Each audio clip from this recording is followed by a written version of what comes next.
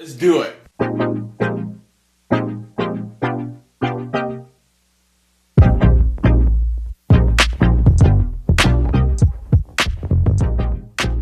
Welcome back to the Sickle Cell podcast. It's Cass here, and I'm honored to be joined by a very special guest, Dr. Julie Kanter. She has devoted her career to improving care for individuals living with sickle cell disease across their lifespan. Today, we're diving deep into adult care for sickle cell. I am a big fan and proponent of checklists, which is an easy, straightforward way to understand what's supposed to happen and to get through the entire process. And we're currently developing a checklist of specialists you should see as an adult with sickle cell. And so what are other specialists that are essential for a comprehensive adult care team to monitor for organ health and all the above? So I'm going to slightly alter your question. Not everyone needs all the same people, right? So you may have sickle cell disease and never in your day need a heart doctor, a cardiologist. That is definitely not someone who I think is required. It's only required in certain circumstances. And I say that for lots of reasons. I know people get super tired of going to the doctor, and 17 appointments later, my patients are like, are you kidding me? Right? Like I have to see somebody else. So we try and narrow who we refer to as a need-based, not as a screening base. We don't want you to just see a cardiologist because you have sickle cell disease. And there's a lot of reasons for that. Part of it is just, it gets exhausting. I know, to be someone with a complex condition and have to see a lot of doctors and appointments, it gets expensive. In my proud state of Alabama, you only get 14 outpatient visits per year total under Medicaid. We could talk about that some other time and how I really feel about it. But that means you have to be really sure that you're going to see this person for that reason. So instead, your sickle cell specialist should be checking all your organ systems and then referring out if you need additional care. And so we have screening tools that we've developed to help recognize who needs that cardiologist. Another great example is kidney doctors. And we have a lot of conversations about this even among ourselves. And a lot of it also would depend on where you're located. So when you come to me and you have some very mild kidney dysfunction, I already know how to treat it. I know what the best practices are. And I don't want to send you to another doctor to tell you what I'm already going to tell you. But I want them to be aware and available. And other places, I have a colleague at the University of Illinois in Chicago, feels like that every patient who has even mild chronic kidney disease should see the nephrologist. We don't have data to say which way is right.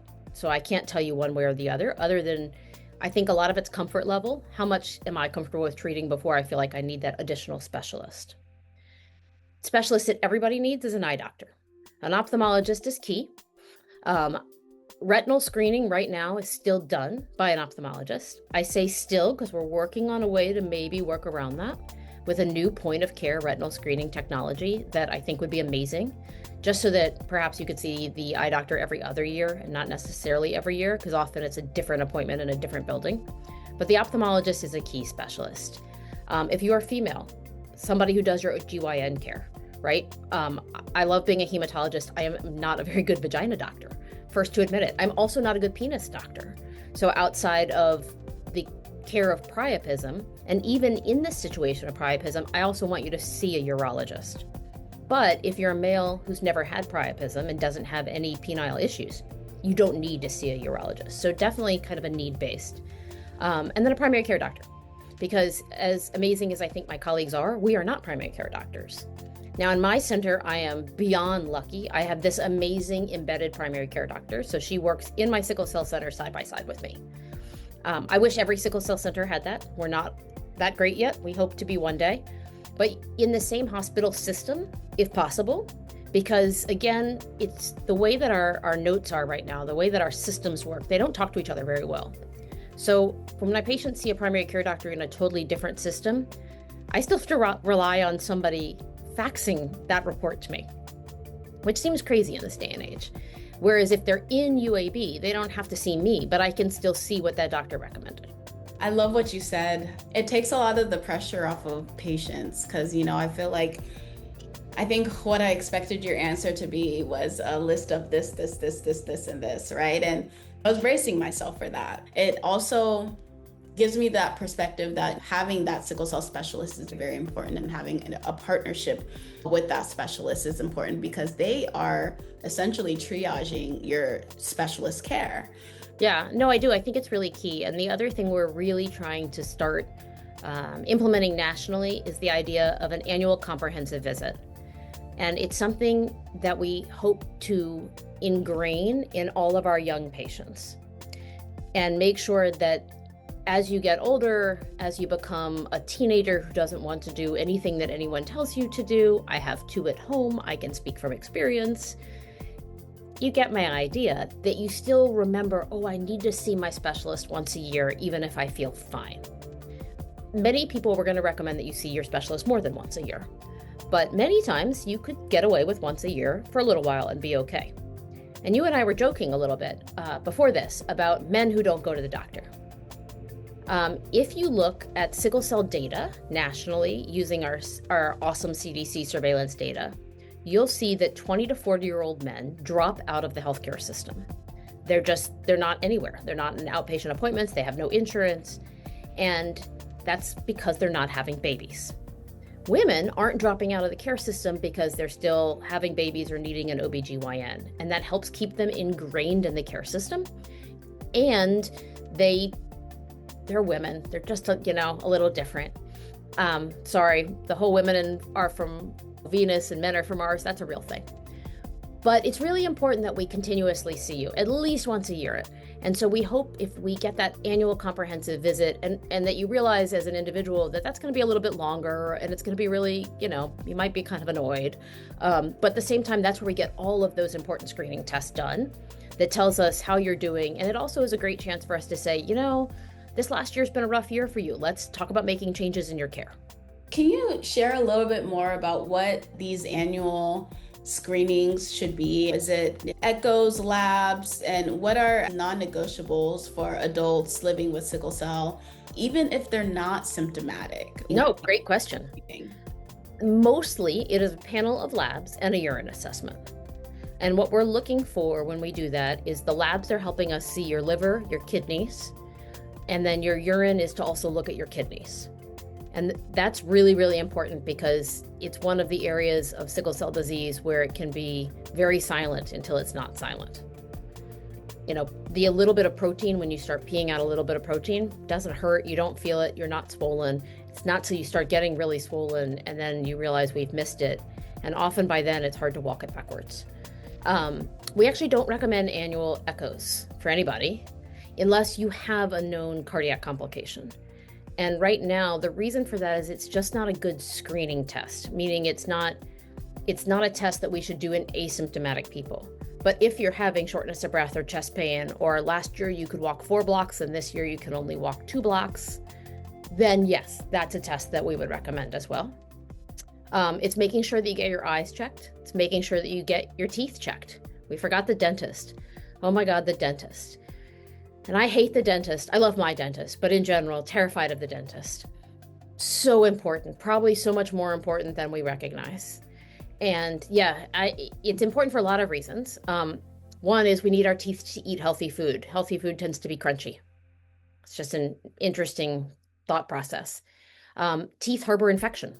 And so low-level abscesses, infections in your teeth can make your body more inflamed, which can make your sickle cell worse. The other things we do, we listen to lungs. We have a pretty low threshold for getting pulmonary tests and considering whether a pulmonologist is needed. If you have asthma, we're going to recommend you see the lung doctor every year or two. So all of those things are a little bit dependent. But the main thing is really that not just the once over in terms of laboratory assessments and urine assessments, but also a head to toe, how has your last year been? Really thinking about all the different issues that you may have experienced. It's a lot of questions. It's some of those amazing surveys that I know everyone loves. But I always call them my report card, because if I look at your quality of life survey this year, maybe you didn't tell me. Maybe I walk in and you're not in the mood to talk to me and say, you're like, yeah, I'm fine. But I look and see your quality of life surveys dropped a lot. I'm going to call you back and be like, hey, we didn't talk about this. It's talking about mood. It's talking about sleep. It's talking about sexual function. talking about periods, talking about erections, sometimes all the hard things. And then it's getting to catch up on your lives, which we also love. I love that. It's a partnership between patient and provider. And so thank you for painting that picture, because a lot of us don't know what good looks like. Outside of medicine, just living life, what else should adults with sickle cell prioritize in your opinion? Oh gosh, I think we should all prioritize having a life. I want you to not, so somebody did an exercise with me. I'm going to answer it this way. Somebody did an exercise with me, and it was not just me. It was a whole group of people. And the exercise was incredibly useful and eye-opening to me for a number of reasons. But they had people name the 3 characteristics, if you only could pick 3 that define you, what those would be. I want to live in a world where sickle cell is not one of your 3. I want you to have sickle cell, and I don't want it to have you. Because I don't want it to color the lens through which you see everything. And I think that's where we did a really bad job about 20 years ago in the guardrails that we put on people. Now, I also don't want you to decide to climb Mount Everest or drink a bottle of booze tonight. Yes, we all need safeguards, all of us, no matter who you are. But I don't want that to be your defining feature. It can be part of who you are, but I want you to live your life and try to fit sickle cell in, but not make it the focus. And so I guess that's what I would say most. Yeah, sickle cell is so tied in with a lot of our identity. That's a really great way to think about it, and probably an important exercise to do for all of us. And I know it's hard, right? It's not a lack of understanding. It's not that I think it's negative if it defines you, but if it defines your goals, then you're limiting who you are. And I don't want that for anyone. Yeah, it's living beyond the disease. Yeah, it shouldn't hold you back. I anticipate that a lot of what you said resonates with people. So if they wanted to get connected with you, what is the best way? Kanter at sicklecellcenters.org. Well, thank you so much, Dr. Julie Kanter, for having this important conversation today. Thank you to you, the sickle cell community, for inspiring us, partnering with us, and giving us the opportunity to stand with you, for you. Our Vertex teams around the globe are proud to be working on sickle cell disease in hopes of advancing innovative ideas and to make a difference. And our progress so far is just the beginning. As we expand our work in this space, we remain committed to our goal of having a transformative impact on people living with sickle cell disease. And we continue to stand by your side.